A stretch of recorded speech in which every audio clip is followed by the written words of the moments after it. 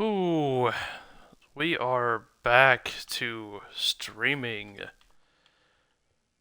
Welcome everybody to the Gaming Table podcast where I bring people on and we have discussions about topics and try not to offend anyone. It doesn't work. Tonight's victim, a friend, is going to be System again. Because he's great at not offending people. Mostly.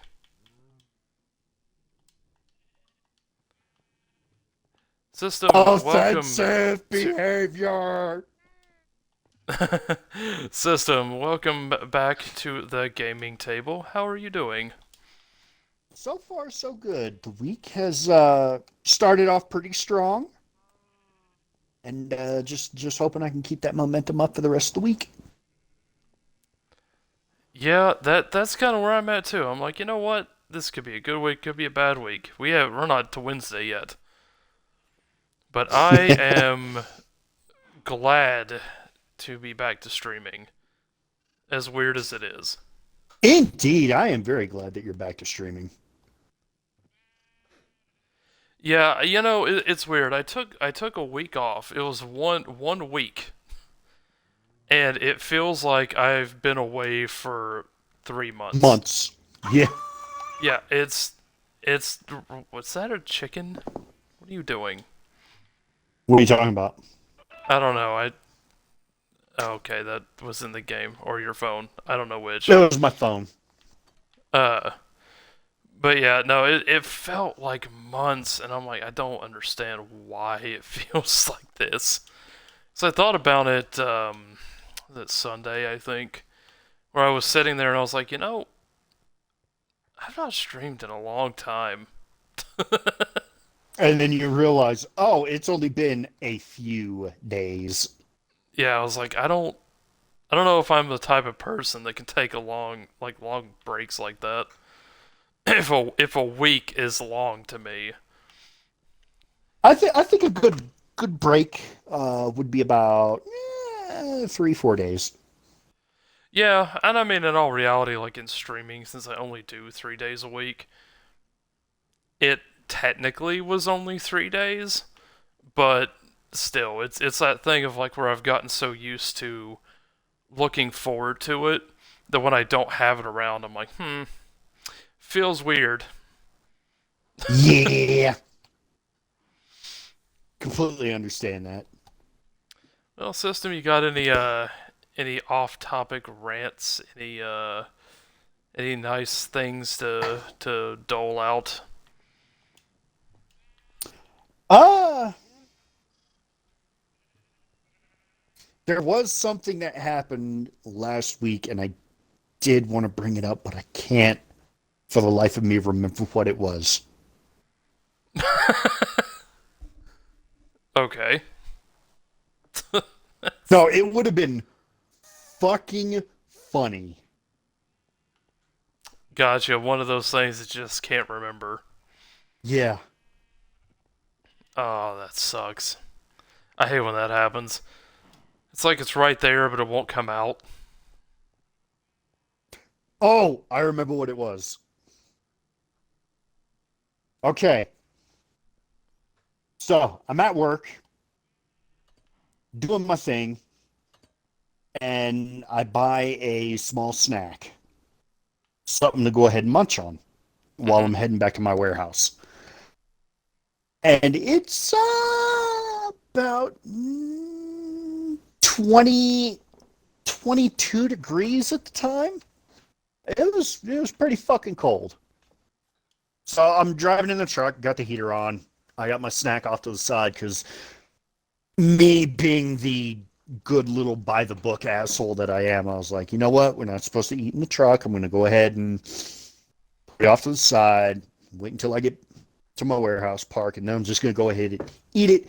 Nice warm truck. Everything's going to be great. You Okay. know, chocolate doesn't stand up very well to, a heater. Uh huh. So Yeah. I go, For some reason, I just didn't put two and two together. Grab my chocolate bar, pick it up. Thing goes as limp as a dick in a cold locker room. And I'm just like, what the fuck just happened to my chocolate bar? Huh. So Yes. then being twice as intelligent, I just go, it's 22 degrees. I'm just going to leave it in my personal vehicle Uh-huh. because it's going to solidify back up, Yeah. which it did. Yeah. But I didn't have a chocolate bar. I had a chocolate C. I'm looking at it, and my coworker's just looking at me like I'm fucking an idiot. I'm just like, you ever just wake up in the morning and say, I wish I were me, but better? That's how I was feeling right now, eating that chocolate C. Yeah, that is pretty special for you to have done that. Oh my god. No fucks given. Because It still tasted good. well, yeah, I mean, yeah, I mean it's chocolate, of course it tastes good. Unless Hmm. you don't like chocolate, but I don't know what kind of If you don't like heathen chocolate, wouldn't. I'm gonna fucking report you to Homeland Security. Huh. That's hmm. I'm sorry, those are the rules, man. What if you didn't do that though? I mean, what if Asking I for a did though? friend. I mean, what if I did Uh, though? what if you Because let's didn't? face it, I Uh don't huh. I don't need some terrorists in my life. Oh. Uh. What if you had some though? Asking for a friend. Oh well, point them out to me. Have a little wall to Uh. wall counseling. I didn't. I don't want to do this to series, but you know. Wait, no. He's not here to defend himself. Oh, okay. Well, I mean that's perfectly fine. Listen, I'll go I ahead and I am bully a him when he gets person. back. I am a person that enjoys chocolate occasionally. Like I Listen, can't I just. I don't my sweet tooth when I have it Mhm. is like a month or two in between.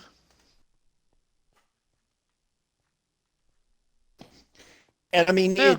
it's that thing where it's like, I won't go out of my way to get it, but man, when that craving hits, It hits. yeah. Yep. I have that a lot of times too, because I think like. Well, I have especially right now because I'm uh, dieting and crap, but uh, it normally chocolate's like my least. Depending, it can't just be any chocolate, okay? Okay. It has to be in brownie form. If you tell me that you love Dove chocolate, so help me fucking Odin. No, I don't. I don't. Like Okay. I can't really do chocolate bars. I could do like chocolate pieces. Hmm. Um but I can't I can have like a Reese cup and I'm fine. But the chocolate almost has to be mixed with something or I can't do it. And I know that's like Fucking blast. cookies and cream Hershey bar. Yeah, no. See, that would get me. That's the You, thing that you, would get sir, me. are 100% wrong. No. No, you're wrong. Nope. Nope. I'm not wrong. No, I'm in fact 100% right. wrong. And in the quiet words of the Virgin Mary, go fuck yourself with a cactus, sir.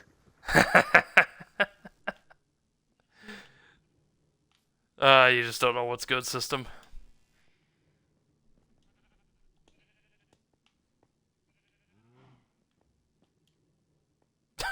that Okay. Silent treatment it is then. Yep. Yep. Oh, come on, system. Is this really gonna be our first fight? No, I'm saving the first fight for like something like legitimately ridiculous. You know, kind of like when Deadpool stabbed his roommate in the leg for eating the last cheese ball. You know, that kind of Yeah. trivial bullshit. Yep. Oh my god. Well, speaking of Deadpool, we Okay. our podcast tonight is gonna discuss movies. Okay. Don't worry, I promise only horrible salaciousness and big opinions. I mean, sorry, that's for a different podcast. Here we're family friendly and totally not offensive. Oh yeah, 100%. Not non-offensive. We are not going to offend anybody with our opinions. Everyone is going to love us and they're going to follow us and they're going to sing our praises. What if they can't sing? They'll just rap.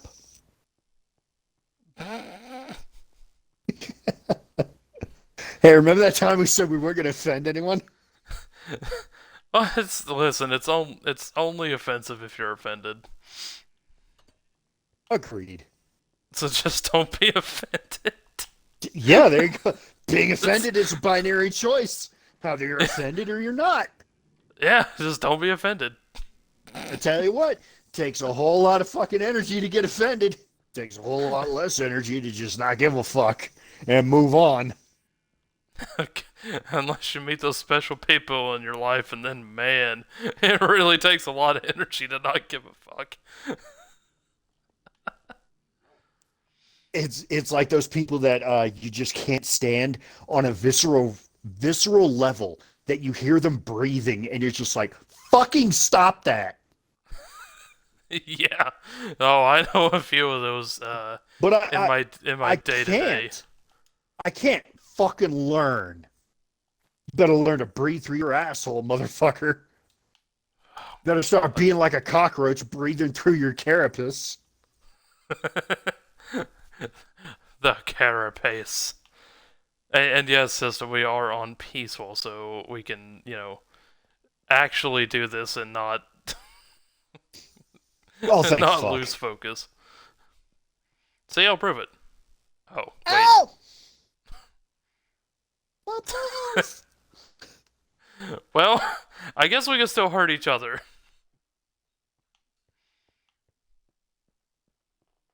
Man, I'm gonna go down to the basement and watch Sesame Street. You do that, system. I'm gonna tend the crops. While we get our first topic, what makes a movie good, system? I mean, To- totally not offensive first way to start. uh, 100%. There are three aspects that I look for in a quote good movie. One of them is writing. Hmm. The second has definitely got to be the effects. Okay. And the third I get thing that. just has to be the tone of the movie. Yeah, I think those three things, they're pretty. And of course, good movie is very, very, very subjective. Mhm. Um, but those three things I think are at the core of that concept for sure. Yeah. Because I have seen some movies with amazing effects and, you know, tone, but the writing was so bad that I just sat there and I went, huh? That And sounded like a I've, very recent Marvel's movie. uh,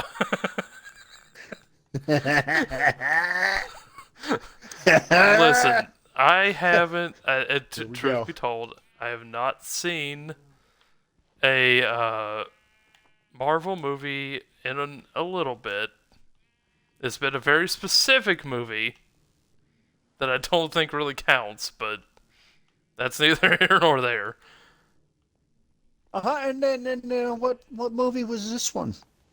Well, we'll get to it. We'll get to it. I think the writing itself is for me that's what's gonna make or break it. It's not gonna even be the visuals because I have seen. I know this is terrible. This is gonna get into this a little bit, but Here we go. Bring it I on. have gotten sucked into Fucking brag B-rated about it. movies. Okay, I've gotten Wish I pulled got into. sucked. Oh my god. Wish my name was B-rated movie. Am I right? You can believe this shit, chat. Uh, I I've gotten pulled into B-rated movies with terrible effects. The tone was, I mean, B-movie tone, but the writing was actually decent enough that I sat there through the whole thing and I was like fully invested in what was happening. And it's not like the sucked in as like B-rated movie sucked in because sometimes you just Uh-huh. sit down and it's like watching a train wreck. You can't stop. But Okay, there have been I can understand that. yeah, like there's been some that I'm like, you know, it's actually not terrible.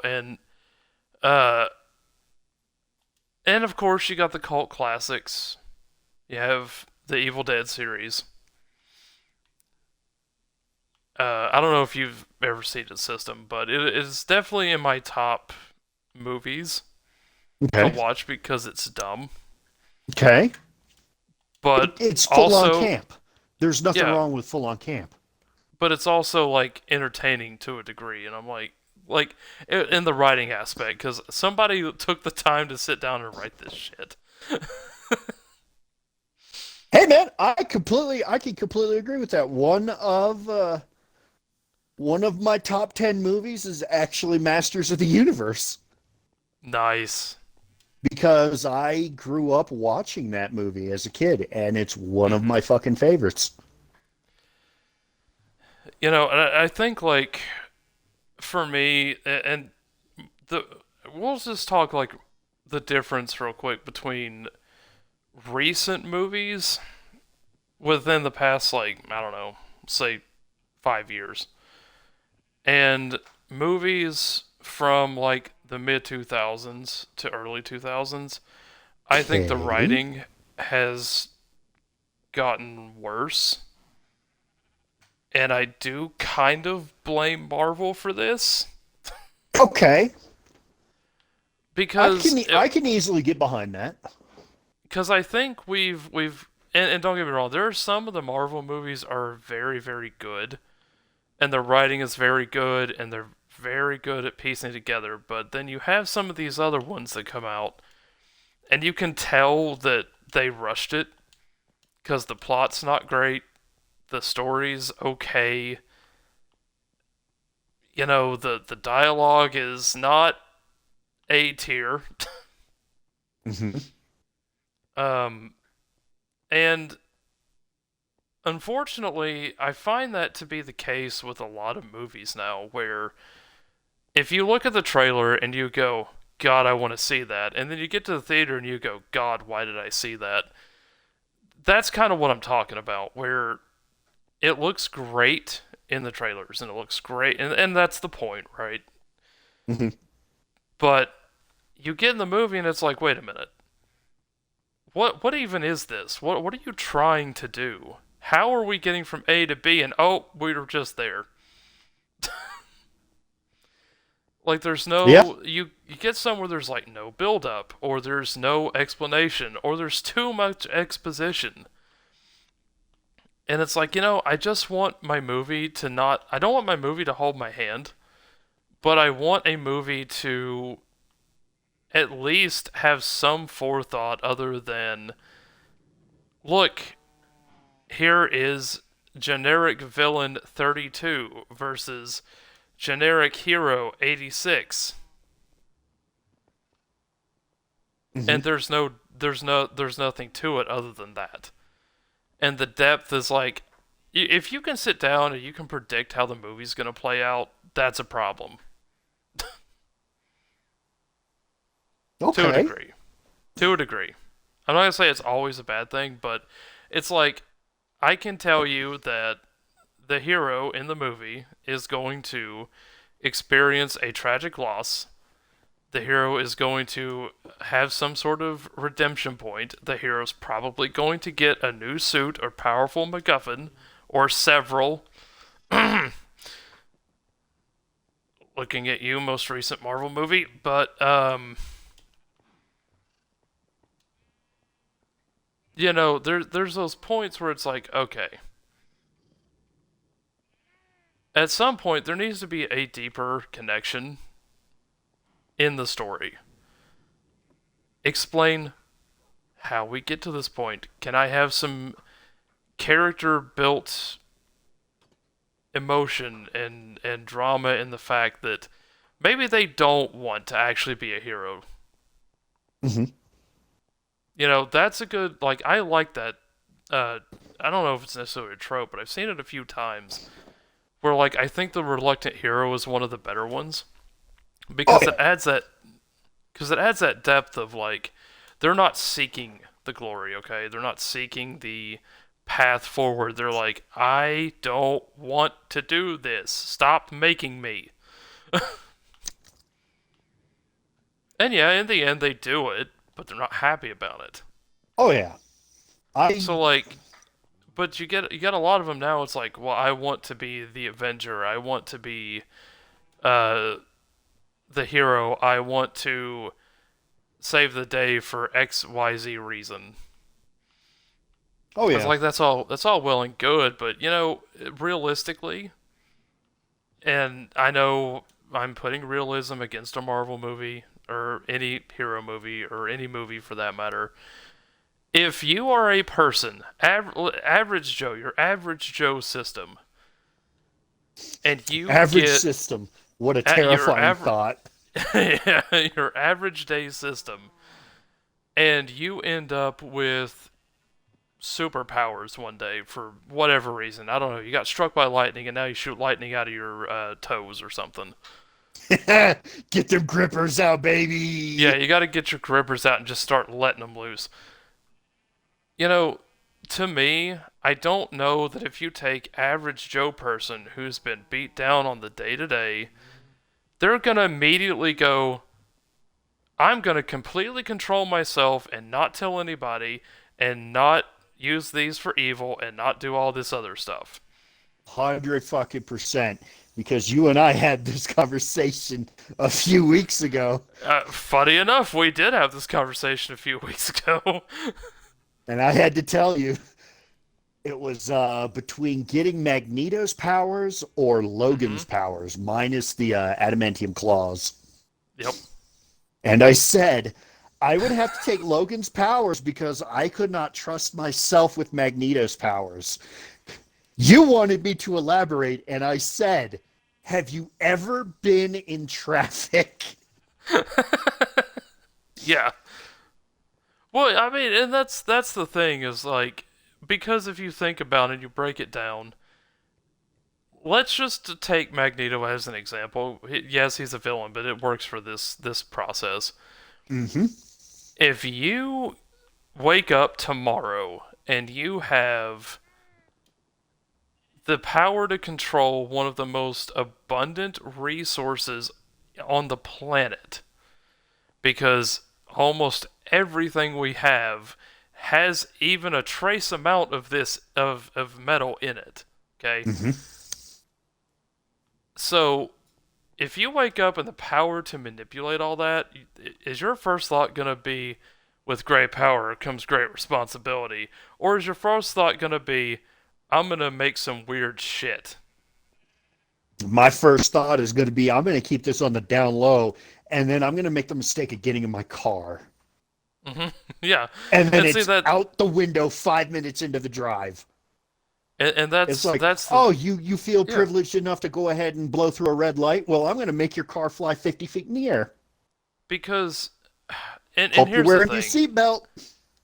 All and that's what I'm kind of getting at is like all the writing is kind of the same where most of the heroes we have now in movies, they all start basically in the same place. They try to sell this thing of like they're impoverished, they're uh like super down on their luck, or they're super nerdy, or they're super weak, or they're super Hmm. whatever. Where is the average person in this?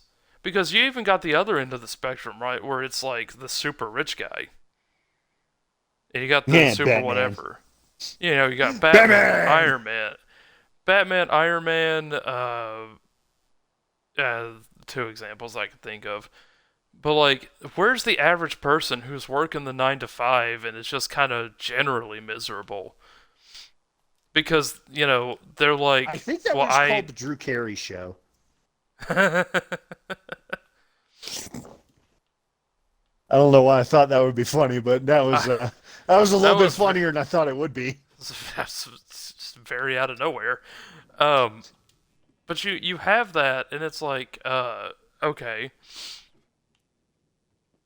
why can't we have these things? Why does every hero and every protag and every antagonist too? Why are they all a cookie cutter of the same mold? So the villains get me too sometimes, especially the ones that you can tell are basically just the same one with a different mask. Mhm. But they generally have fallen into one of two categories that I've seen in the past few years. It's either way over the top evil, like not even just like generally evil, but like way over the top. So like if they have like one really bad character flaw, then they also have all these horrible other character flaws. And it's like, how did you even make it through life?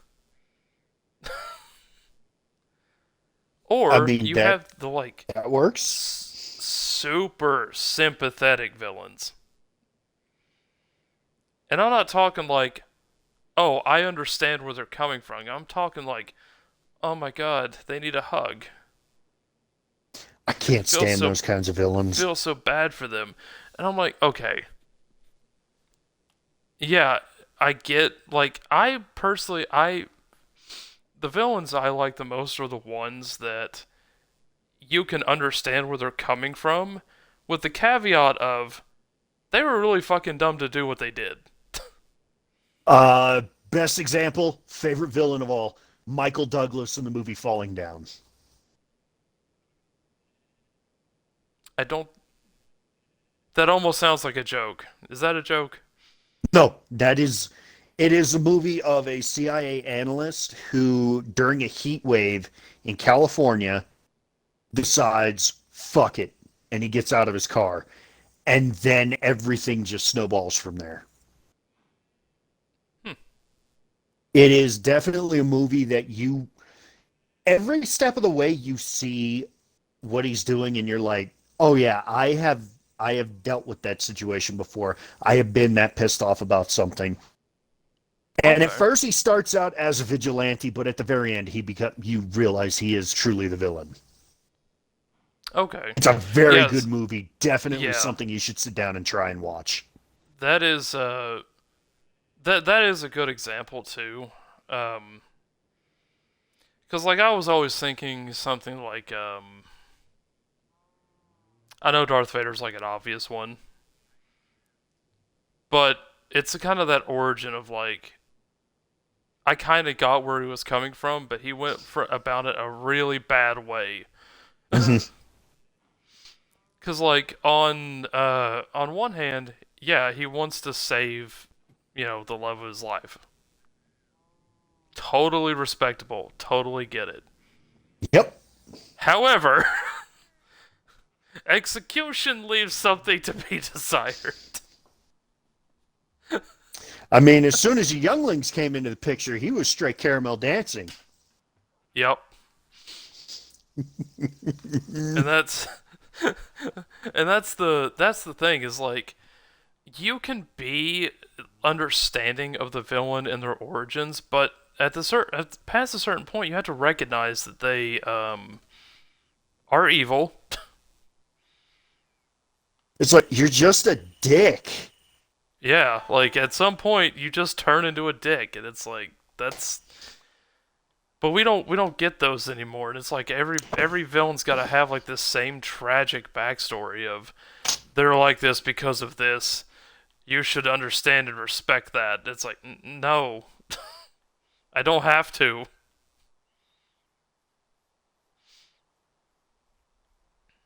I don't know. Like the writing when we had like the mid 2000s, we had some great writing that was kind of all over the place in Mhm. terms of I had examples and I can't even think of them now, but like we had writing that was more it wasn't the same story retold and retold and retold. I guess is what I'm trying to get at. Rain of Fire. Yeah. Rain of Fire is a good example. Post-apocalyptic Earth with Yep. dragons. Okay. Yeah. Which that reminds me, I do need to rewatch that movie because I have not seen it since it came out. And at the time, it just really didn't do much for me. But I hear everyone talking about it, about how it needs to be given another shot, and I'm like, okay, I'll go ahead and give it a try. I will say it needs to be given another shot. Now, the graphics, they're not going to grab you. I'm just going to go ahead and tell you that right now. But the storytelling, I think, is really good.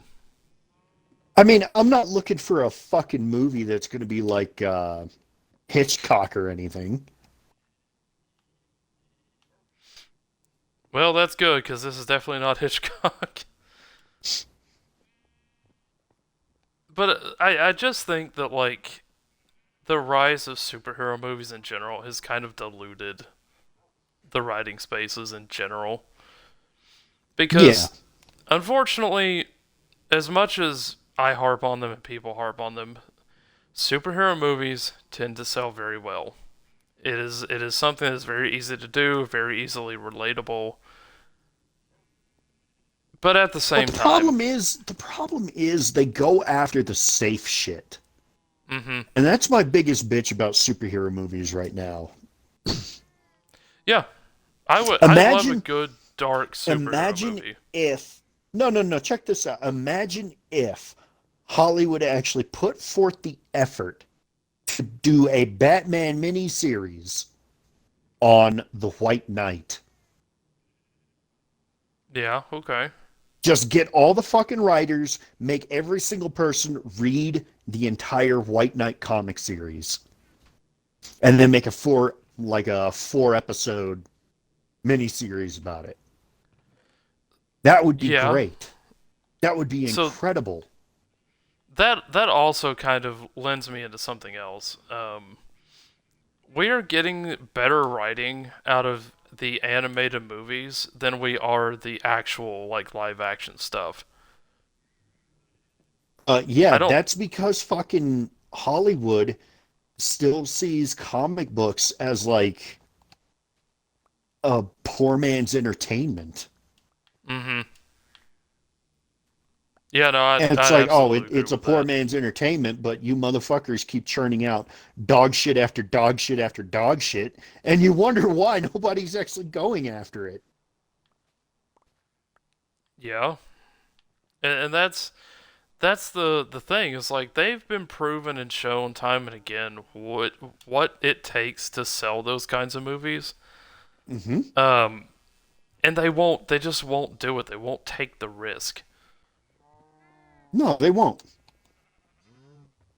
Deadpool's an excellent example of that. Yeah, Deadpool is a great example because everybody. I remember when the first Deadpool movie came out. Everybody was saying it was gonna bomb, and it didn't. And I think Dude, that I made had Hollywood. 100% faith in it. Because it's like, Oh dude, yeah, Ryan no. Reynolds is a fucking nerd. He's going to love this shit. I think a lot of what people were getting on about with it is that they were afraid that it wasn't going to be able to be done correctly because Deadpool, as if anybody knows anything about the character, Deadpool is not family friendly. Nope. We'll say in the slightest. I do have a funny story about that, but as a written movie, I think they did an amazing job. Mhm. I think they captured Deadpool correctly. They held back just enough because they could have gone further, I think, but they held back Oh, just yeah. enough. Uh, and I think that in terms of the tone and the effects of the movie, they're amazing. It was lighthearted, but also serious where it needed to be. It Hmm. told the story in the way that it needed to be told. It had its serious moments, and it had its comedy. And I like all those things just kind of merged together and did very well. Uh, Now I will say that the second Deadpool movie it wasn't as good, No. and I think most everybody can agree with that. I think there was some things they could have done different. I think the tone was a little bit off, but I feel Why like did he that's have so goddamn many? Seriously.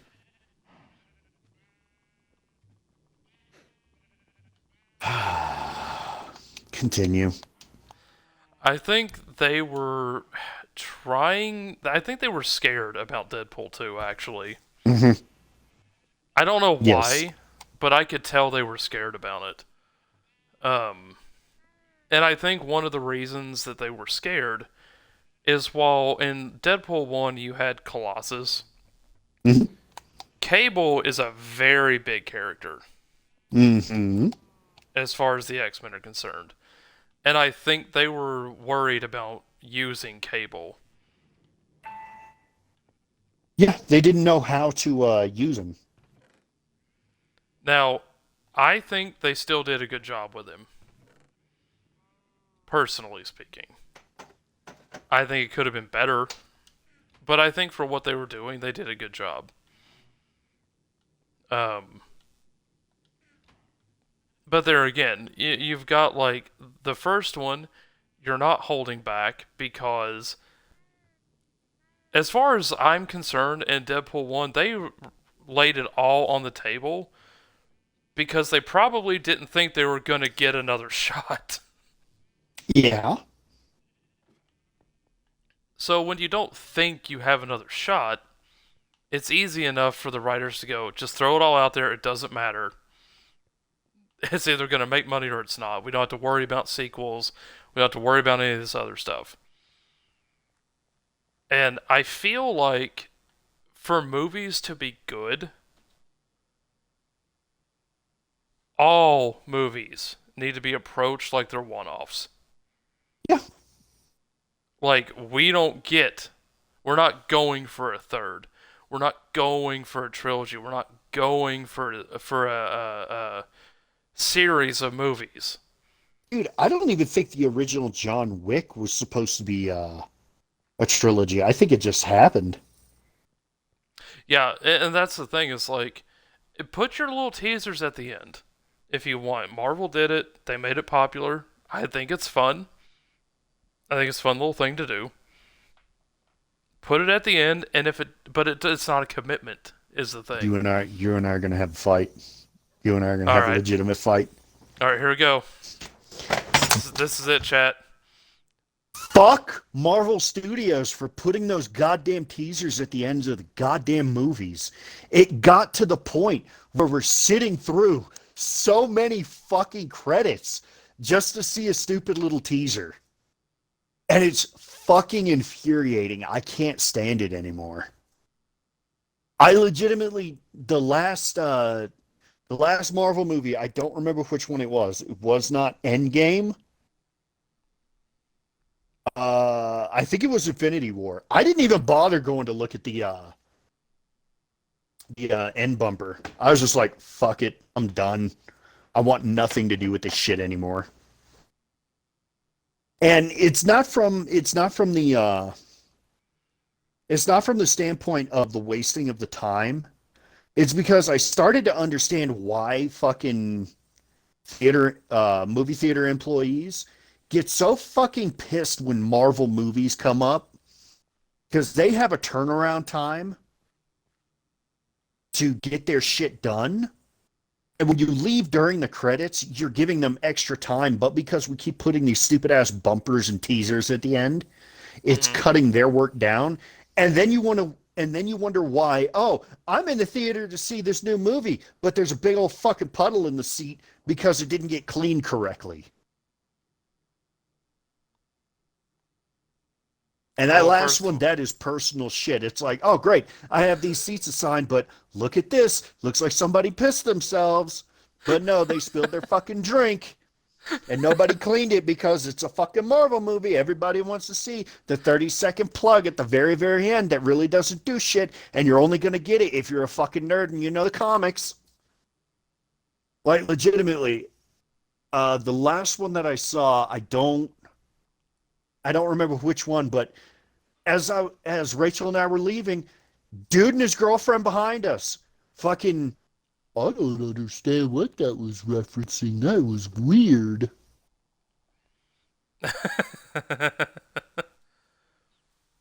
It's like, bro, just so shut your goddamn mouth and go Google. so we're not gonna have like that much of a fight. The reason that I say the little teaser at the end is it's just a fun little thing for them to put out there in terms of like, oh, this could be something we do, but we don't have the funding, that sort of thing. Like it's not like they're taking the end of the movie and going, "Aha, this is leading directly into the thing. Now there's gonna be a sequel we prepared for." Mm-hmm. Because I'd rather them put like a teaser at the end for something that may or may not happen versus I'm gonna lead up to this cliffhanger and this is where we're going to stop for until the next movie is out. And it's like, I don't stop. I want you to stop preparing for them to be another movie because Mm-hmm. you're not leaving it all on the table when you do that. That's It's like that's like my superhero movies, the sequels that they should be is just the sequel to this superhero movie is that we're using the superhero again. Period. End of story. yeah, and I do agree with that. I think the reason that they kind of use the comic stuff is it's something for to drive sales because they know that somebody knows this Mm-hmm. and somebody's gonna get it, and that's the whole thing. Like, I'm not gonna sit here and say that I understood every single teaser because I absolutely did not. Yeah, neither did I. Because as much as I was a fan of like the comics and the X Men and everything, the X Men are more of the comics that I understand Okay. because those were also the kind of like I don't want to say simpler comics, but their storylines were good and intact and fairly straightforward.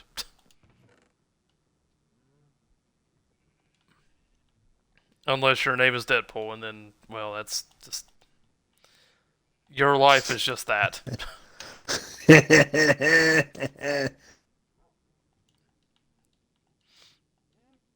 Dude, I'm gonna be 100% honest with you. I want Marvel to reach into their fucking ball bag, find those two things that they pretend are testicles, and make a Rom the Space Knight movie. That would be Oh so God. fucking good. Get in touch with the crew that did Sky Captain in the World of Tomorrow and have them do a Rom the Space Knight movie. It will be so fucking dope.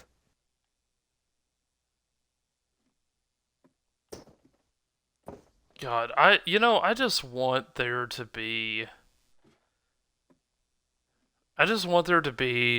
a Marvel movie that comes out within the next few years that I'm like, please, please do it correctly. Like that's kind of my thing. I like the Avengers to a point. I'm gonna say to a point. I'm gonna to a point on a lot of this stuff. The Okay. Avengers to a point, I think were a good set of movies.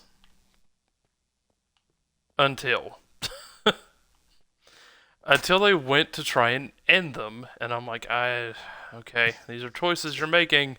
Until fucking Captain Marvel.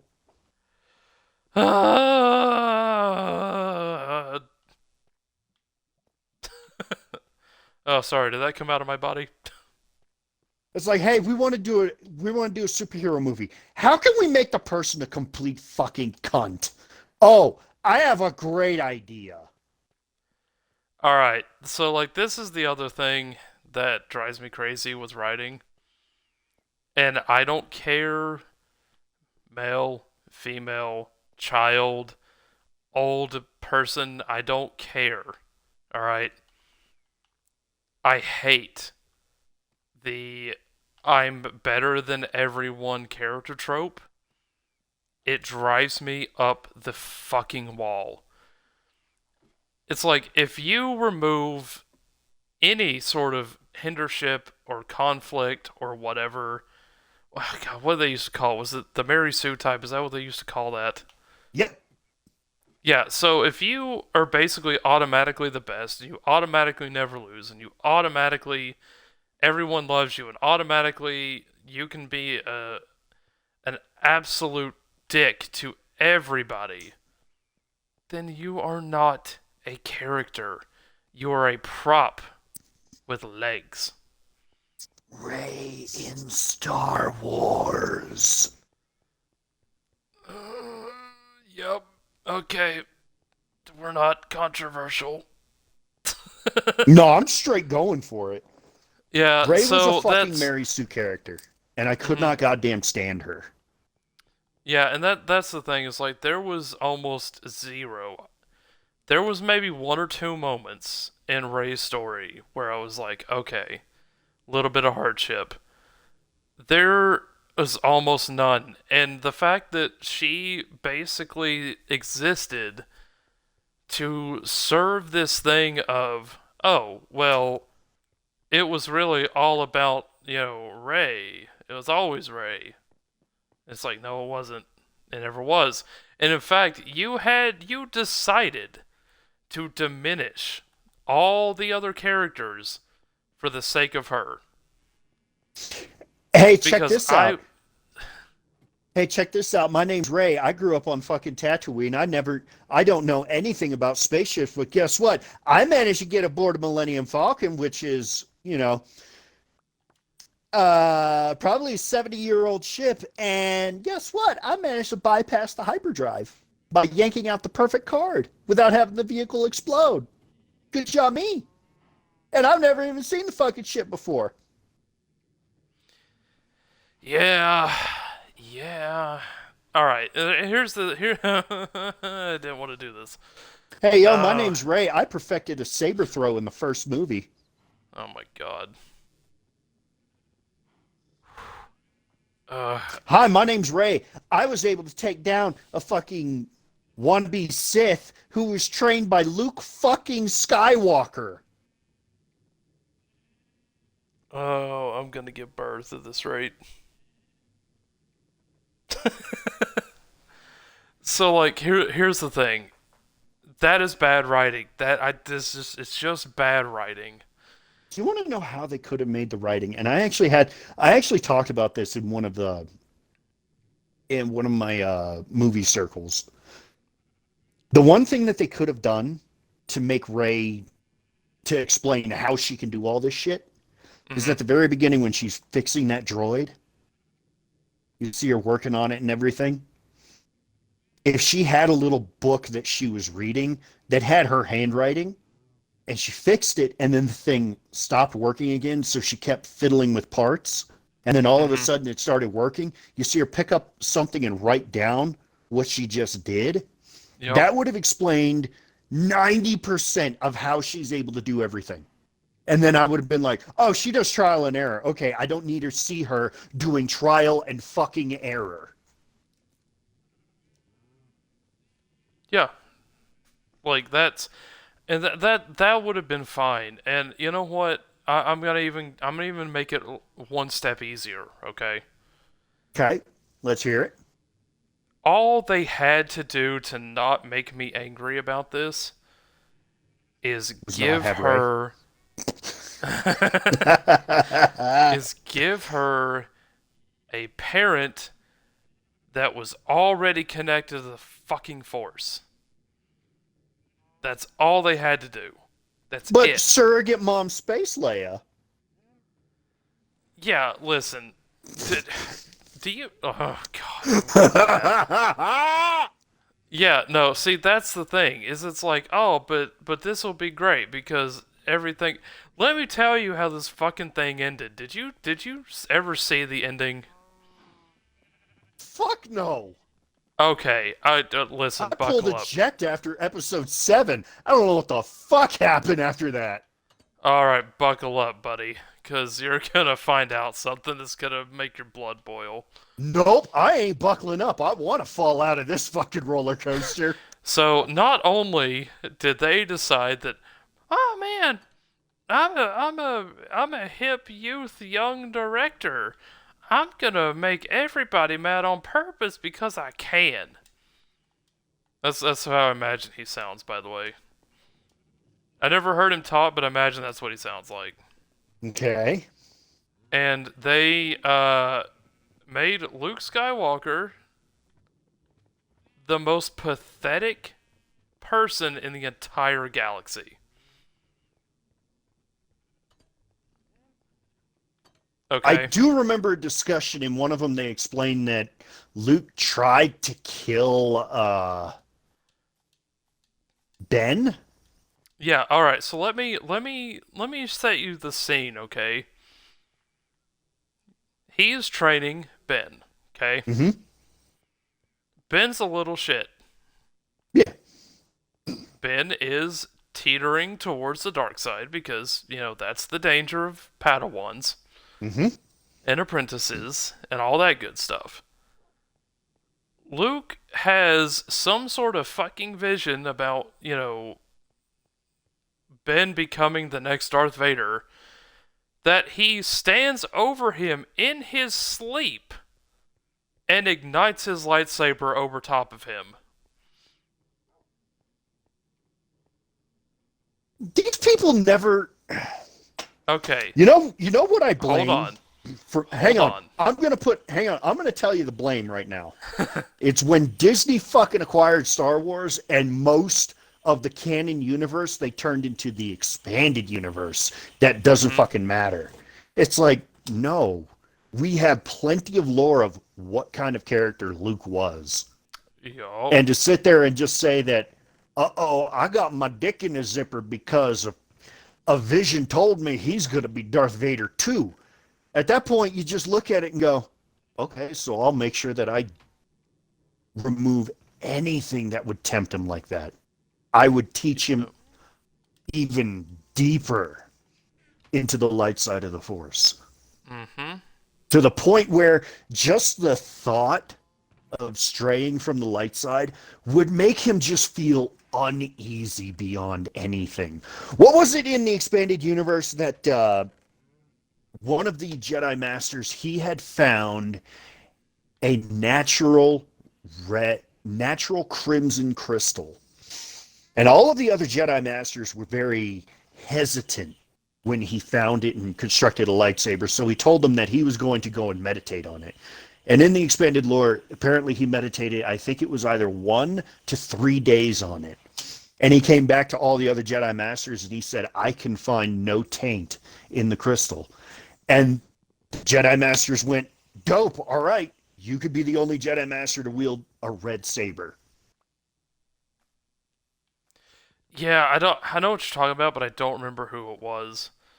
I do know that there were Jedi in the expanded universe, like Kyle Katarn is a Mm-hmm. good example, where they used the dark side, but they never fell to it. I mean, Yeah, even shout out to Luke. Kyle Katarn in Revenge of the Sith. Like That even one Padawan at the very end who got blasted by a laser, they said his name was Kyle, and he oh my looked god. exactly like a very young Kyle Katarn. So for me, headcanon, that was Kyle, and that's one of the reasons why he's not going to be a Jedi anymore. Because he's dead. No, he survived. Oh, okay.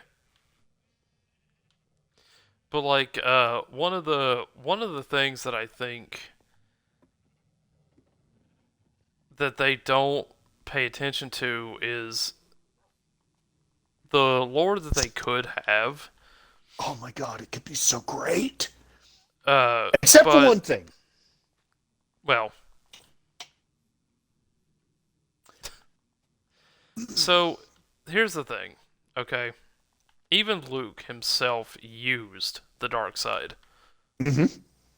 That is something they touched on, and it's even something that's canon in the movies if you pay close enough attention.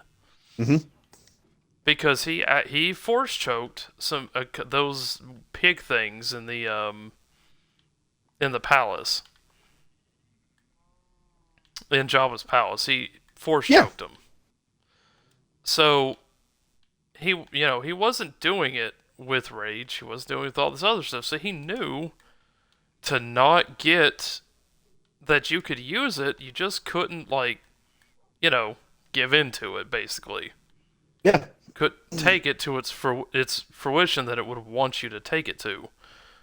Um, but instead, they decided that he's got so much fucking PTSD that he tried to kill his nephew for no reason instead of, I don't know, meditating on it. Because That's the last I problem. checked, That's the problem. He would not have PTSD from it. because he wasn't in that state at the end of the original trilogy. Mm-hmm. He was at peace with Vader. He was at peace with what had happened. He was at peace with everything else. That was the whole point. Uh, and they undid that part, and then they took it one step further. Okay, and decided, you know what he needs to do now? He needs to Drink go. titty milk. He needs to drink titty milk, go absolutely zero contact with his family, and live as a hermit. Yeah. And I'm like, That was pretty dumb. I was like, this is not Luke. You took a character that was basically the embodiment of being a hero and hope and courage, and you went, titty milk. Perfect. Well, what was it that Tolkien said about evil? They can neither create, only destroy and corrupt that which is good. hmm I mean, that explains like the recent Star Wars movies. God. And then I don't know if you knew about this part. You know, they killed him. You knew that? I'm assuming Yeah. they did it in the most bitch way possible too. It's like, so instead of giving him some sort of redemption, you were like, well, he projected himself across the galaxy because why the fuck not? And then he just died. He died from it. He legit fucking rage quit. Yeah, I'm like, what? I remember sitting in the theater watching this, and I was like, I, I'm done. I'm just done. I wanted so hard to give those movies a shot. And I know everybody falls in you either really like it or you really hate it, and that's like the category. I Now just I the original trilogy doesn't look so bad. The prequels. yeah, like I wanted to like these so bad. But my god, the writing it and really all it was Disney trying to get rid of the original stuff. That's all Hmm. it was. Because they can't have both, they can't make people happy. It was very much a signal of we're getting rid of all the old stuff to make way for our new stuff. I hope you enjoy. Why does no one come and see our movies? Hmm, I Yeah, can't that seems about imagine right, dude. why. But I have to tell you the thing that's going to make you mad. Oh boy, here we go. I'm ready. They explained Ray in the very last movie. I'm going to give you what they deemed to be peak writing, alright? You ready for this? All right, let's hear it. Emperor Palpatine came back. Okay? Uh-huh. He cloned himself, which is I fine. mean, That was in an expanded universe story. that I know it So was, but it was a even stretch e- then. no. Even to say that he cloned himself kind of seemed like someone was trying to write Palpatine that didn't understand him. Well, okay, well, that's a very basic way. He cloned a body for himself and transferred his essence into it. That's what he was doing. Okay, I mean, So that part I'm of it pretty sure wasn't. there's some. I'm pretty sure there was a Sith way Yes, back in the day that did that kind of shit. it was Plagueis, I think. So I mean, that hell, part of it. what was that one Sith Lord that they had that wasn't an evil dude? He was just a businessman. Oh yeah. Dude, fucking make a movie about him. That would be funny as fuck. He's like the most terrifying dude in the world, and you just find out, oh, he just runs a fucking company, and all he wants is just collect the knowledge, just so that he could say, oh yeah, I had that knowledge. It was dope. And the Sith Lord said, "Let there be e-commerce."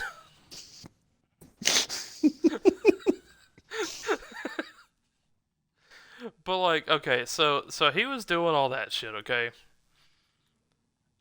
And the whole point of this movie is he wanted to bring Ray and Ben together so he could like suck on their force essence and I don't know, take over one of their bodies or something. Like that's like the whole what the whole thing was.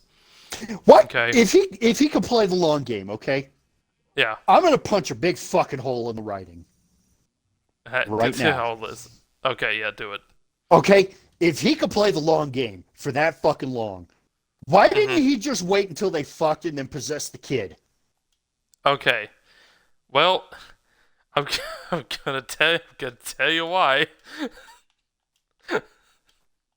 So, I mean, Is he one of got them sterile? no. All He right. got they did attack him because they got to kill the Empire, you know. So I mean that puts a damper in the waiting plan. Um, God, I can't even say this out loud. Please do.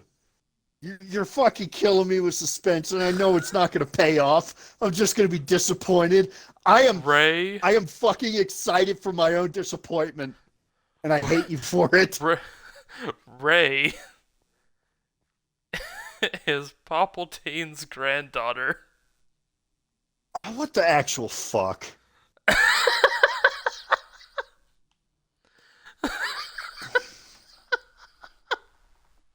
Here's the problem with that. Yeah, yeah. There's a He few. is a Sith Lord. Uh huh. He ain't laying pipe is the last fucking thing on his mind. Listen. I am pretty sure that from the Sith Empire forward, Uh I'm huh. pretty sure before that, Sith dudes were some fucking dudes. All right, even the Sith female lords, they were all banging away like a bunch of overworked cymbals in a marching band, guaranteed. Uh But huh. after the Rule of Two came out, power became such a fascination that they're just like, begone whores, no time for dicking down. Disregard females, acquired dark side powers. Look, I don't know the whole line of how this went down. Okay, I'm just telling you what I'm guessing it involved a kilo of cocaine probably and on the somebody's writers. head. But like, so Except when you find out that they realize it wasn't cocaine, but it was just LSD. hang on. We're not we're not done. I'm not out of the woods yet. What the No, fuck? no, you're not out of the woods yet because I'm gonna tell you how this movie ended. Okay, so Luke's dead, right? Uh huh. Leia's dead, right? Uh huh. Han's dead, right? Yeah.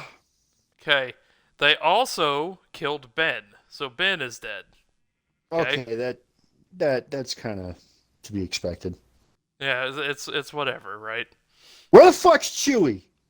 I think Chewie lived. I think. There's another writing oversight right there. Chewie out of this. No, Uh, no, no. Chewie was a ride or die motherfucker. He would have been cut in half by Kylo Ben. As soon as so he heard that fucking Han got shafted, he would have been an arm ripping off motherfucker. so so here's the thing, is that Ray, Ray went back to Tatooine Why? and took over Luke's farm. Oh, that is just. And they ended the movie with her looking at the twin sunset.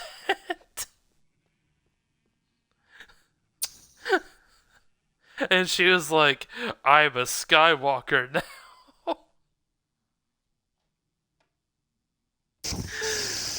So the Disney solution to the entire trilogy and the entire universe was evil wins because Papa Palpatine got what he wanted. All the Skywalkers are dead. His blood lived. And so, like, here, one of the plots of this whole thing was such a massive oversight that they were like, uh, but at some point, Palpatine's like, if you kill me, I'll just inhabit your body. And then she does, like she kills him, and it's never Uh huh. mentioned again. It's never mentioned again.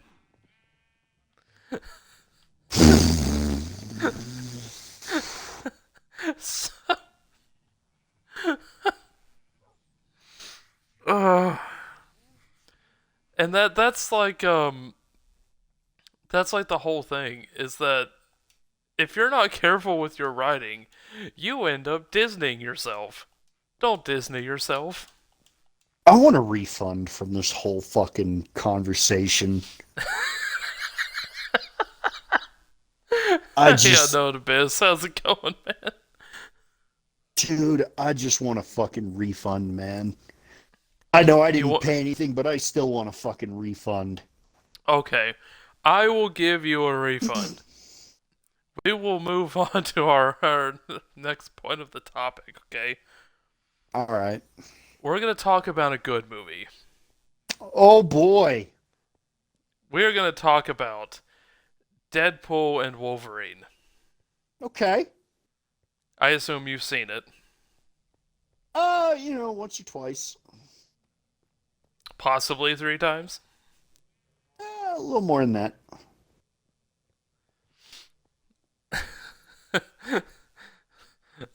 Unknown. I will not belittle your taste in movies. However, I I'm going I'm to going to say, respectfully disagree with you. while it was in,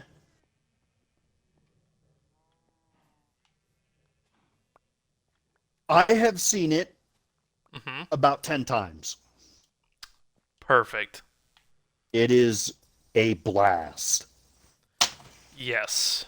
And that is what I kind of want to talk about because it is the most recent example of a movie that I have seen that has come out within the past few years that I actually went, fuck, I'm going to watch this 40 times. Okay, hang on. I have to tell you something. This is a rumor. Mm-hmm. This is a rumor that has to do with Hugh Jackman and the speech that he delivers to Deadpool in the van. Mm-hmm.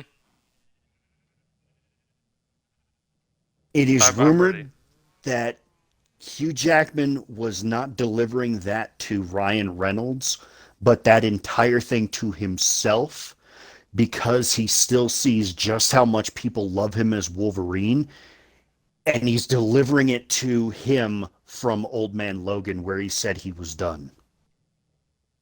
Huh. That's why he was incredibly angry.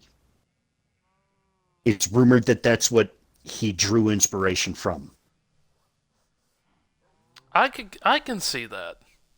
Yep, go back and watch his speech and imagine him talking to himself after he said he's not doing Logan anymore.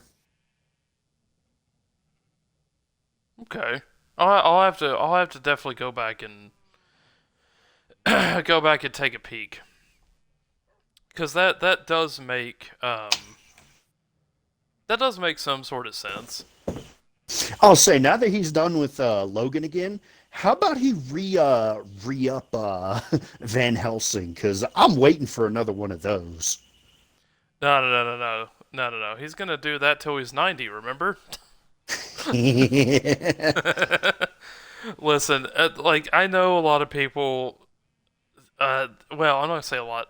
There was a strange number of people that disliked Deadpool and Wolverine, and I'm like, I think you didn't like it because it didn't adhere to a lot of the standards that movies are made to adhere to now. Because it took chances and it took risks and it went, I don't care. And you know what? It fucking worked. Yep, Because Deadpool Wolverine reminded me of the very first Deadpool where they didn't pull any punches. they just didn't give a fuck. And I think they didn't pull any punches because this was, for all intents and purposes, their last shot. It was either going to work or it wasn't. And there again, like when you don't plan for there to be another one, you kind of just give it as much as you want. Mm-hmm. Now, there were things that I liked about it, and we've gone over the writing. I don't want to talk about the writing on this one. We all Okay. know it's a good movie. The plot was good. The plot was concise. The plot didn't drag on. It didn't do a lot of things that, writing troubles tend to lend to. Okay. I Fair think the enough. Fair flow was enough. great and everything was great. I want to talk about the tone of the movie. All right. I think the tone of the movie was about as perfect of a tone as you can strike. Okay. It was. It had its good humor points. It had its good deep moments, and it Mm-hmm. had the obligatory third act flashback. But like the whole tone of it, the tone never changed. That's the thing. They set the tone from the beginning, and that tone didn't shift. They're like, it's gonna be dark, it's gonna be humorous, and it's gonna be a bit gritty in places. And that it maintained. It didn't change from one movie to another in the middle. Okay. Got any thoughts on that? I will agree that they did strike the tone very well. However,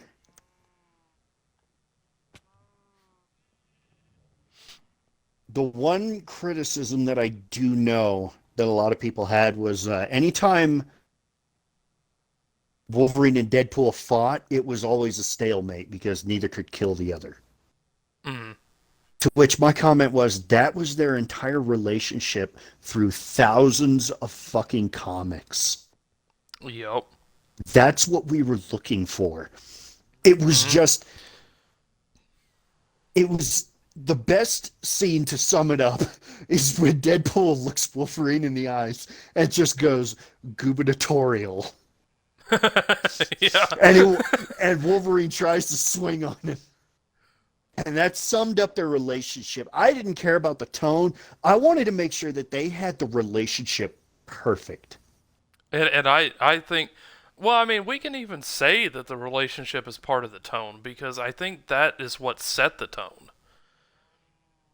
Like for the movie, like for sure, because you know when you got the first opening with Deadpool before he starts hopping around looking for the right Wolverine, um, I which, had to look up a bunch of those. dude, like, yeah, I'm gonna nerd out here in a second on that, but like, once they got together, that whole tone from that point forward never changed.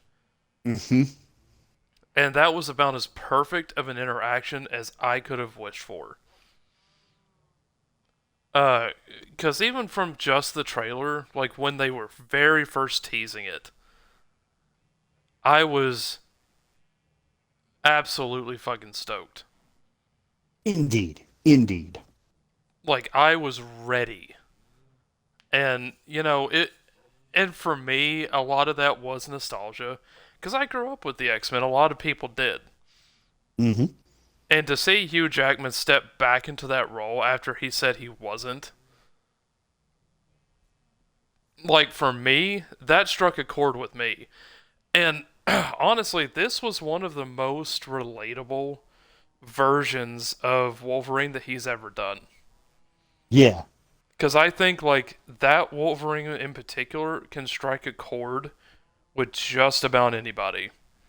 Because at some point they've all felt that way. Like we've all felt that way at some point in our lives. Yeah. Um, but I am gonna nerd out because I sat there in the theater with Cutie Straw because she had gone with me, and I was Cutie freaking the Straw's a fuck out. fucking bro, man. She is absolutely a bro. She was freaking out with me, dude. Like, and even we when we went back to see it, Banty was with us, and she was also freaking out, and she like knows next to nothing about Marvel movies. But that's how hyped that movie was, Oh, yeah. and like I was nerding out because like I recognized Patch immediately.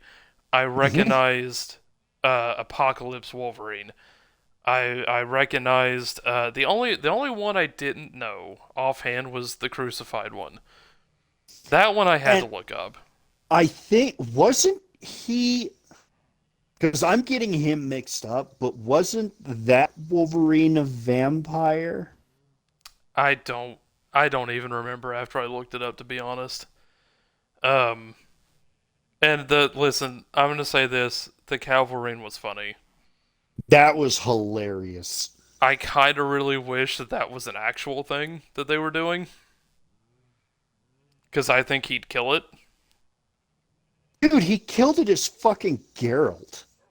Yep. So, I mean, of I course he's going to fucking kill yeah. Wolverine. He's going to be great at it. He's just as much a nerd as any of us. Um, but like I was nerding out so hard. And the thing I wasn't expecting in that movie is when they brought Wesley Snipes back. That nobody was expecting that. I was fucking like dead in the chair at that point. Uh, they brought those old characters back, and I was like, oh my god. And by that point, I'd already been cheesing pretty much throughout the whole thing because Mm-hmm. they made references to all the X Men trilogy and the Fantastic Four and all the things I grew up with. So at that point, I'm like locked in. Um, But they got Gambit's design fucking perfect.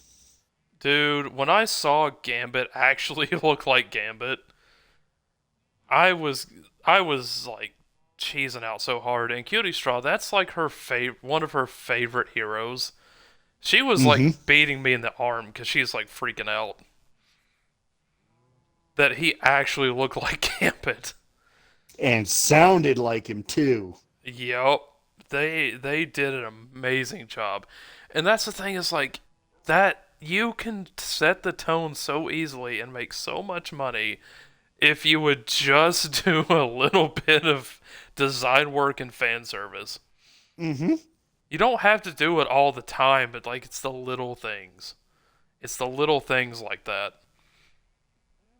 Um, and that like that also leads into something else about movies that I think gets overlooked a lot of times is the soundtrack is so important. Mm-hmm. They had a fucking phenomenal soundtrack for that movie. I would agree. I think it's probably one of the better ones that we've had recently. Um, I will say, like, comparatively, if we're gonna, like, compare Marvel to Marvel or whatever, Guardians of the Galaxy probably had one similar that was good like that. Yeah, I remember the first Suicide Squad was supposed to have a soundtrack just as good. Yeah, Mm-hmm. really disappointing on that one. Yeah, that's a that's a movie that we don't need to go over. There was a lot of choices they made, but Yeah. like, and that's part of it too. Is that I think the soundtrack is so important for a movie because if your soundtrack is bad, it's gonna change everything. Yes. I just think they had probably I hate to say this, but I feel like they might have had the best soundtrack of the year for that. Okay. I can. You know what? I'll go ahead and say sure. I have a reason because I feel like it has one of the most recognizable moments that's correlated to music. And when I tell you what it is, you're probably going to think of the scene immediately in your head. And that's kind of how you Okay. know the soundtrack is amazing. Okay? Go ahead. Madonna, like a prayer. Unfortunately, I have that replaced in my head canon Oh with a yeah? different song. Yep. Okay. Uh, a Brazilian band called Dogma did a cover of Like a Prayer. Mhm. And anytime I hear the Madonna one, the Dogma cover just starts playing in my head. Hey, that's fine because it's still that song basically. Is what I'm looking at. Like if I think about that song, I think about that scene. Mm-hmm. And that's how you know the soundtrack is good, is when that happens. What's the wind resistance on those blowjob handlebars? Oh my god, dude. Alright, I gotta nerd out one more time. When he put that fucking mask on, I about lost my mind. Dude, there are videos on YouTube of fucking theaters losing it when that mask goes on. Like, cause the second he reached back, I think I think I like, I think me and Cutie Straw started slapping at each other because we're dumb. But it's just I that mean, excited, it's just sure. that excited slapping. You know what I mean? But like, not hard, just playful slapping. I'm not over here like beating up Cutie Straw. She beats me up. Uh, but it's that excited like ready to go thing, and it's like I couldn't believe that he like they actually managed to put it on and for it to look good. God, I was so worried that the mask would Dude, look out of place. I was worried about the suit. I was worried about everything. And I honestly didn't think they were going to have the mask for a long time. Yeah. But I like that they called it out too, where they were like, "Oh, you saved this good stuff for the end." Mm-hmm.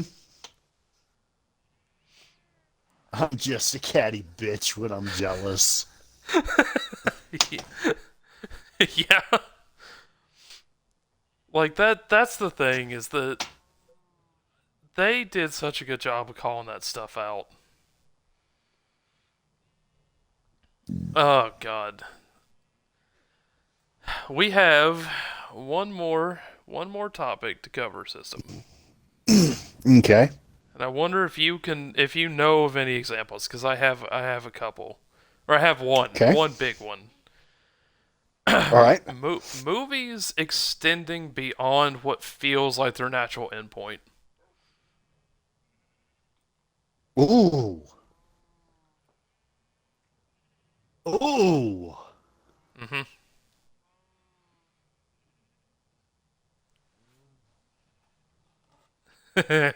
Ah. You know what? And I don't feel like this is it's actually a movie I really enjoy.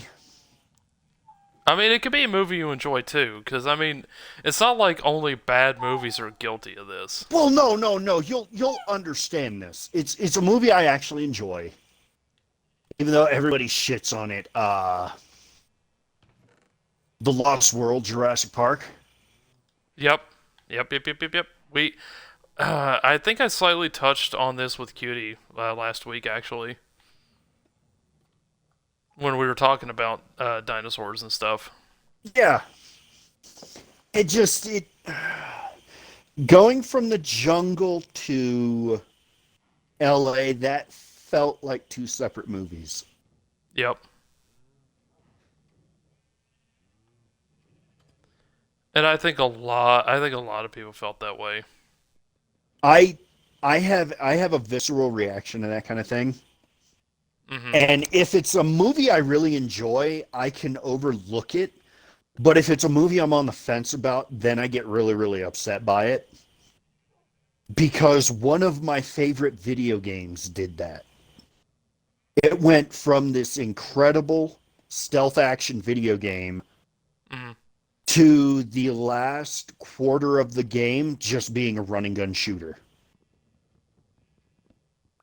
Huh. And the game was Manhunt.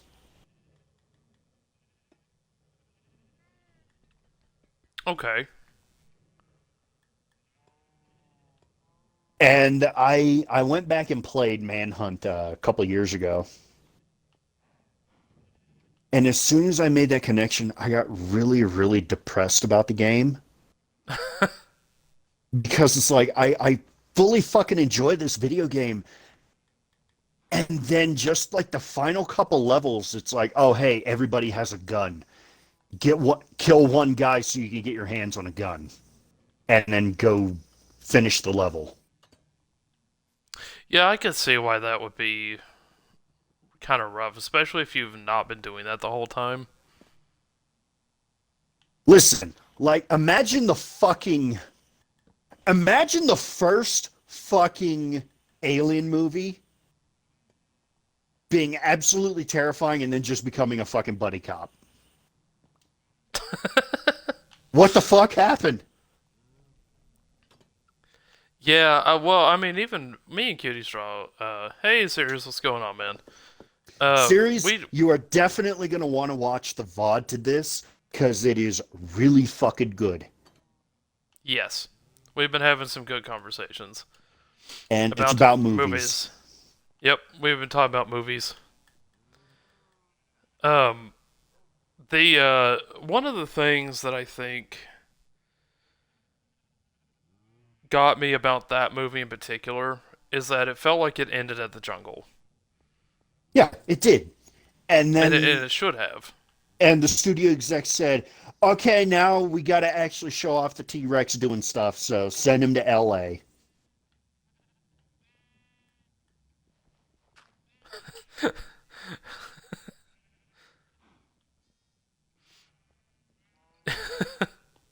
Yeah, that's a whole part of it. Hey, here's a little Easter egg about the movie Lost World. When the Japanese dude is running and talking, he's saying, "I moved out of Japan to get away from this." That's actually pretty good. So that was fucking funny. Um, so what my example that I have of a movie I felt like went on a little too long was World War Z. Okay. Okay. Series, don't worry about it. There's just been a slight breakout. Uh, so World War Z was already a long movie, Indeed, it was. but I felt like after I'm trying to remember exactly what point it was, but after they were I don't know if you've seen it, System, but there was a point in the movie where they were in a city that was basically defended, okay? Hmm. And they could have left it there, but Yeah, they they were in were like, Israel. yeah, that's what I was trying to think of. I couldn't remember exactly where they were, but the city was super defended. They could have ended it there and started the next movie from that point. Because they got to where they were, people the family was all like safe on the ship at that point and all this other stuff. Hmm. Okay. They decided then that like no, we must find the cure. Yeah. And it's like, I remember okay, that. so we're gonna do this for another 20 minutes. Plane crashes. Okay, we're gonna do this for another 15 minutes. Get to the facility. Awesome. Now we can end the movie. The cure's inside.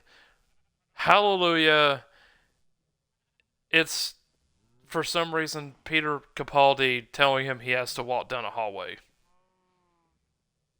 Yeah. And I'm like, okay, exposition. We're expositioning another hour. And I'm like, oh my god, like, enough's enough. Like, there was a point where I almost just turned it off because I was like, I can't. I don't know how much longer this is. And it's like this just whole thing of like, oh well, now they won't bite me because I'm infected with every disease known to every disease.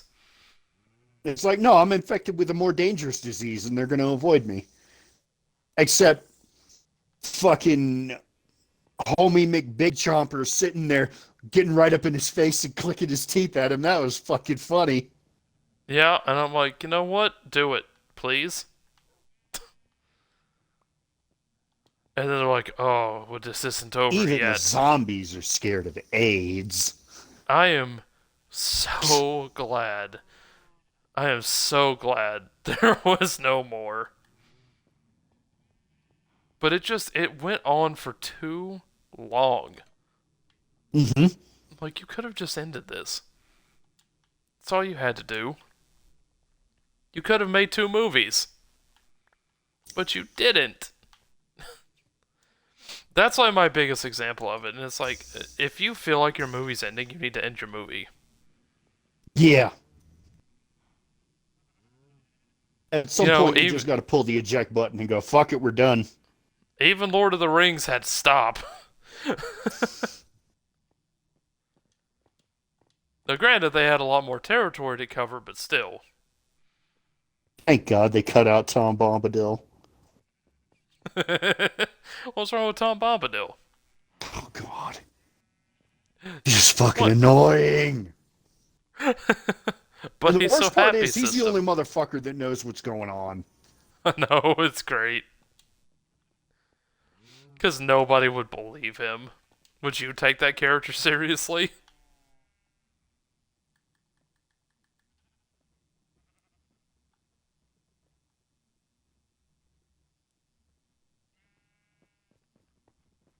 Hey, I'm gonna be serious. Peter Jackson needs to redeem himself and actually dive into the Mortal Engines, into that whole fucking world, and make like 3 miniseries about it. Because I really enjoyed the fucking movie, but once I started reading about the lore, it's like, bruh, you fucking glossed over this shit. I have claimed my subjects of my kingdom. Also, I'm going to go off on a bit of a tangent. Go for it. How about a bonus topic? Ooh. Bonus, you say? Because I'm looking for a very Unprecedented? specific answer. I'm the host of this thing. How dare you? Let's think of a movie. Oh no. It's Here in we two go. parts, Mm-hmm. and the second part is ruined because the director did not understand the characters. I mean, I can already think of one example, but is it specifically only two parts? Yes, Mm. Okay, so I can't use Star Wars. correct. I I don't should have to even make. know if you've gone to see these two movies. See, seriously, the same thought I did. Uh, I'm going to. I probably haven't, but Serious, I'm. just pull up the VOD, go back an hour. We were touching on Star Wars. It was I'm uh going to. it was a conversation. I'm going to guess that you're probably talking about Dune. Yes. Okay. I have not. I Okay. have not seen them, but I am privy to the complaints. Okay, I'm not too worried. The movie was fine. The Mhm. thing that fucking killed it for me. I read the books when I was in high school. Mhm. Chani never got pissed at Paul for playing into the prophecy. She was fucking ride or die with him.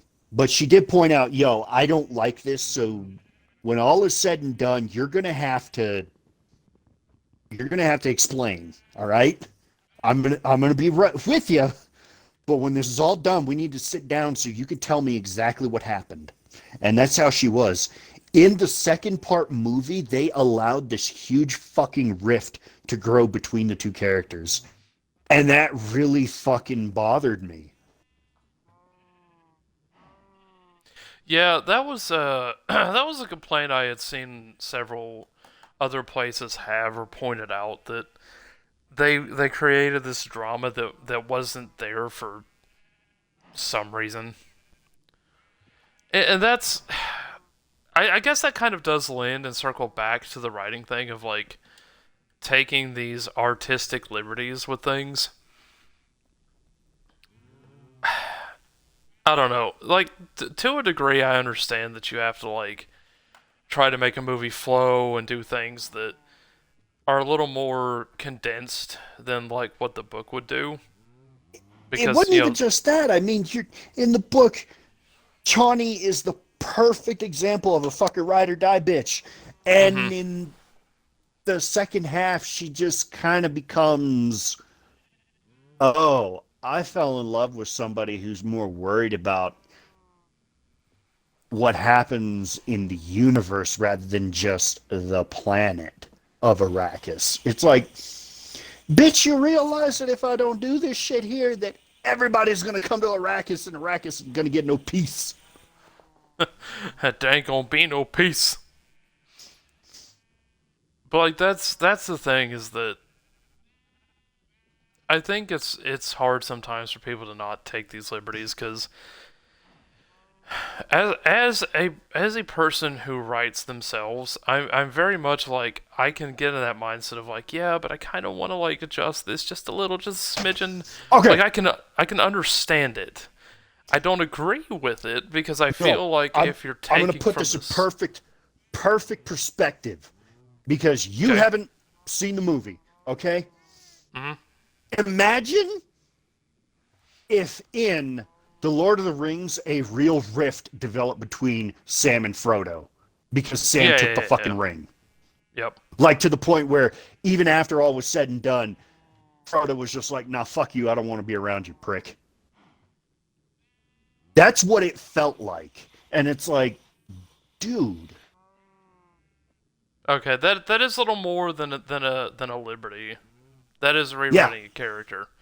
And it that's was. kind of what I was getting ready to get into is like if you're gonna take from source material, you need to follow the source material because you're belittling the work of someone else.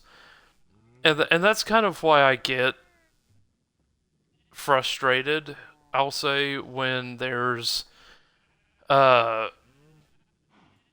remakes done of things because it's like yeah, I know the remake's a whole nother topic we could talk for another 2 hours on. I'm not getting into remakes tonight. Oh nope, we don't have time. We don't have time. Yeah, Uh, I certainly don't. no, no, no, no, no. I'm not doing that to either of us. Now, I will say this, however, I will take a reimagining over a remake any day of the week. Yeah. At least when it's tagged as a reimagining, uh, you're not saying that you're directly taking someone else's work and trying to improve it. Mm-hmm. The reimagining, you're telling your own version, and that's kind of what I was going to get into a little bit. Is that I hate when they go, we're remaking this movie that's really a reimagining, but we're not saying that because what we're gonna say is that we know better and can do better than the source material. I am very terrified of what movie you're referencing because I think I know which one, and I really fucking hope you're not talking about it.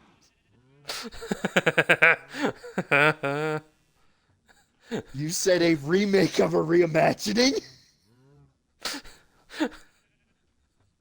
Because the best one that I can think of is Magnificent Seven. Please tell me you're not talking about that. No, I'm not talking about that. I, Oh, I for am sake, I'm fucking Christ. I'm Whew! I'm speaking in a general term. Because Magnificent Seven is a remake of Magnificent Seven, which is a reimagining of Seven Samurai. Yep. No, no, no, no. I'm not And talking all about that. three are so good. I'm talking about like when they take someone else's work and go, I'm improving it because I can make it better. Oh, like I Disney did with Star Wars?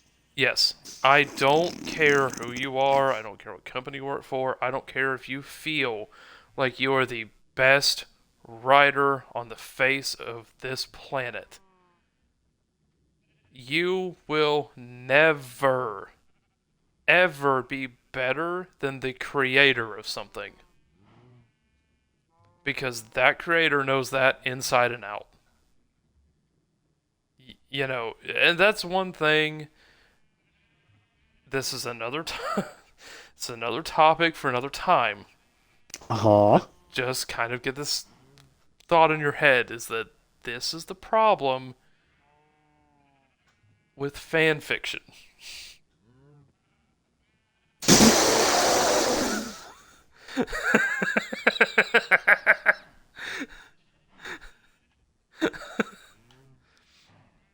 Are we talking We're about a very specific one? no, this is a general term.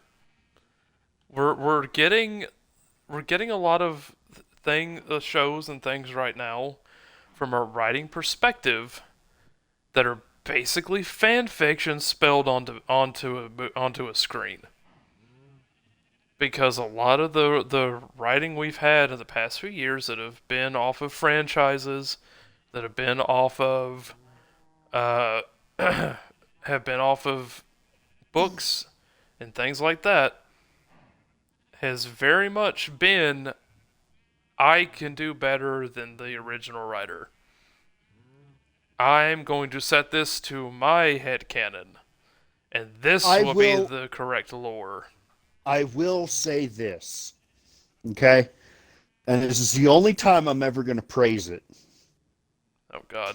At least the writer of 50 Shades of Grey realized she was onto something better than Twilight and said, fuck it, this is no longer fan fiction. I mean, yeah. I'm going to give her credit. Okay.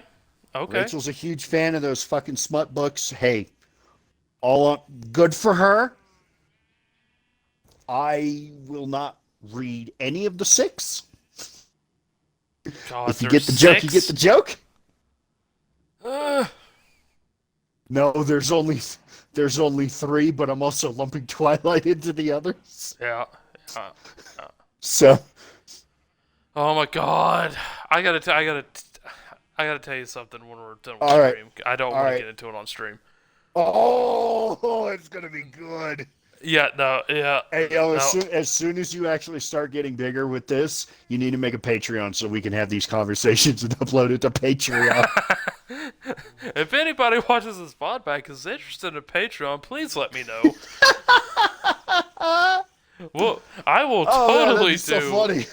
I will totally do an After Dark unhinged podcast for the for Patreon. That would be fucking funny. God, it would be. I'm gonna wake up one day to somebody's gonna watch this back, and like 2 weeks later, I'm gonna have fucking flood of 100 DMs or some shit. And most It's of gonna them are all gonna be be bots, cutie but- just saying, "Hey, Yeah, make a fucking After Dark." probably. God, you know, I'm gonna tell you. I'm gonna end on this kind of funny note. I'm gonna tell you All right, something here we funny go. about Cutie and Banty. Okay, Cutie on stream. It's fairly laid back and loose. I promise you, Banty might as well be a sailor most days. She doesn't act like it on stream, but I Bruh. promise you. I'm gonna have to come out and visit you guys. System, or where are you right now in Minecraft? Let's see. I walked into the swamp. Could you go back to base for a second? Okay, perfect. What have you done? I'm looking over at Siri's fucking chat, and I'm just scared of the fucking sheep cow pit. I got a feeling I'm gonna look in there, and then the fucking mirror creature from Conan the Destroyer is just gonna pop out, and then we're gonna have to fight that.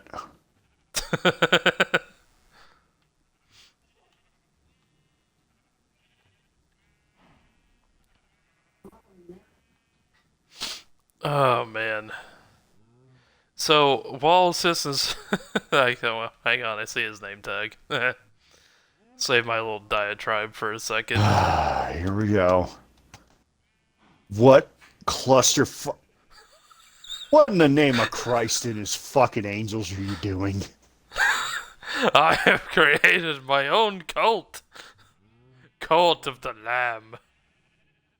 No, my people! Run, people! No, sister, get away from them! These shenanigans are over, sir. No, no, stop it! I'll destroy you!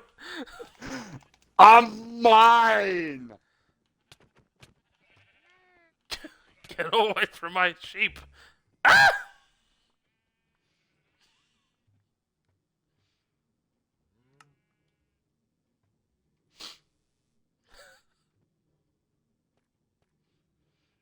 Serious, he killed all my followers. I left none alive, not even the children. All right, there you go. Fixed it. Nah, you're a good boy. I'll leave you.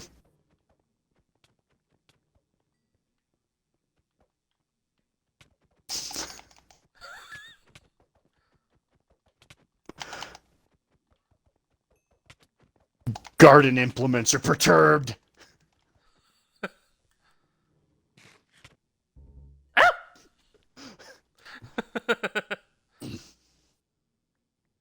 Yikes! And away!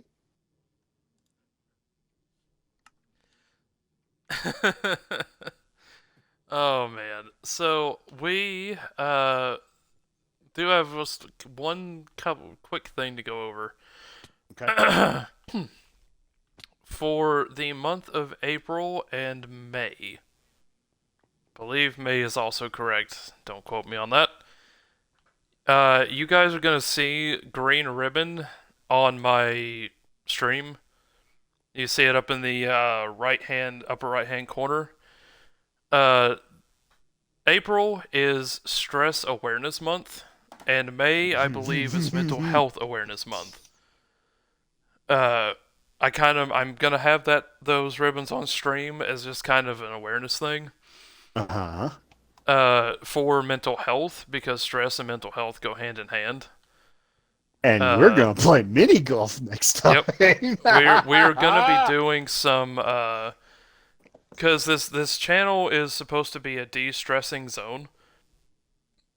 So what we're gonna do is we're gonna be playing some fun games and having some good times over the next couple months. Mini golf and obviously Phasmo, and I may be implementing a day here and there uh to where I'm doing like more cozy style games like Slime Rancher and things like that. Just kind of a very stress free, relaxing, not super high energy things. Because I really do want everybody kind of, if they come across the VOD or if they come in to the stream, to have a place where they can just chill out and laugh and just relax and have a good time. Because that's really what is important. Like the physical health is important, but your mental health is just as important because it can affect your physical self. Um, stress will make you sicker than most anything. So that's one reason why I kind of like having this awareness stuff up. Um, I'm gonna see about maybe setting a place on the channel somewhere. I don't know. For if anybody who watches this back, there'll be some resources that fly by chat, places people can contact if they need help, things like that. Because I think it's really important. So we're gonna be doing that, and maybe having some longer streams, hopefully throughout both months. Mm-hmm. I would like to really do that and just have some more of those chaos streams. Uh, my plan right now is to, when we do those chaos streams, it's either going to be kind of the roundabout games like we were doing the last time. Uh, but I also want to have like a full on at some point a full on chaos Minecraft stream. Maybe not chaos is correct, but like where the four of us play Minecraft and just kind of chill. Okay. Um, so we're gonna look into that and try to get some things like that set up. And yeah, that's kind of where I'm at with this month. That's going to be the special thing. And if if anybody comes across this VOD later, or anybody's in chat right now, if you are having some stress or a lot of stress, just watch the VODs back. Find your favorite one. Just come in and listen to us. Like, I think we're fairly good at making people laugh. I would hope so. But I'm gonna be leaving my any VOD I think is going to not be around. I'm gonna make sure to upload to my YouTube channel so they'll be there to access. All Yeah. of Redfall and all of Cult of the Lamb is on my YouTube channel. So if anybody who comes across that ever really loved that, it's there. Link to the YouTube should be somewhere on this channel. Uh, and we have clips and stuff like that, but we're gonna really try to make sure there's a good awareness for keeping your stress down at the very least. Agreed. System, any final thoughts?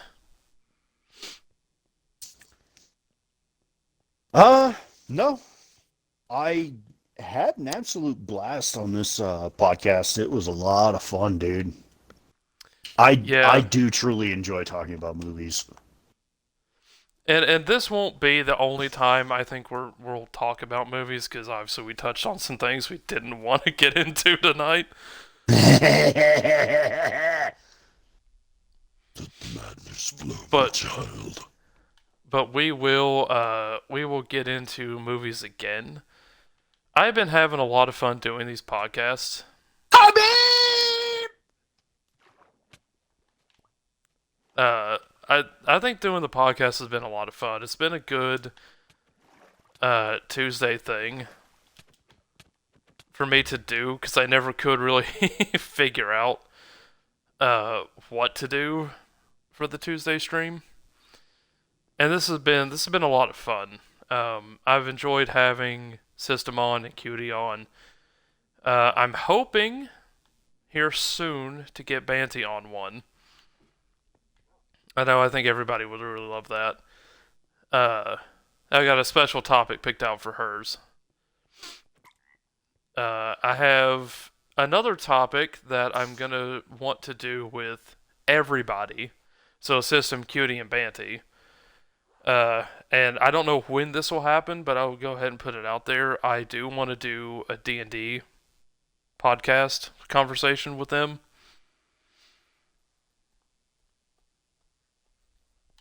So I think, because I'm pretty sure all of us have played and a couple of us have DM'd.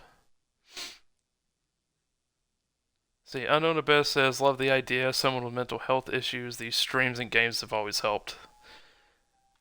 Hey, you know what, Unknown?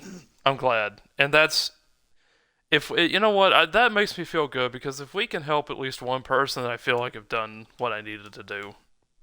Indeed. You know? And that's the thing, is like, uh, and I'm hoping like we can get to where who knows, I may go crazy and like get Series on here one day and he can talk about his feet being out all the time. Oh yeah, Series, get them grippers out. Let them dogs breathe. That's gonna be a special Patreon podcast if anybody wants to do a Patreon. Swear to God, I better not wake up to 100 messages. I'm gonna actually be mad about it. I feel attacked right now. We love you, Series. Oh man. But yeah, guys, we're gonna cut the podcast here. It's been a blast. I look forward to having more blast with System. Uh, Sirius is really loving the auto mod tonight. Uh, I will see you guys on Thursday. I don't know what the stream's gonna be yet. I'm sure it's probably gonna be something either golf related or Phasma related. Because I'm a podcast and a Phasmophobia channel now, apparently, looking at my VOD history. Bruh, install Atom Fall. Play The ah! The ghost in my head is trying to tell me to do things.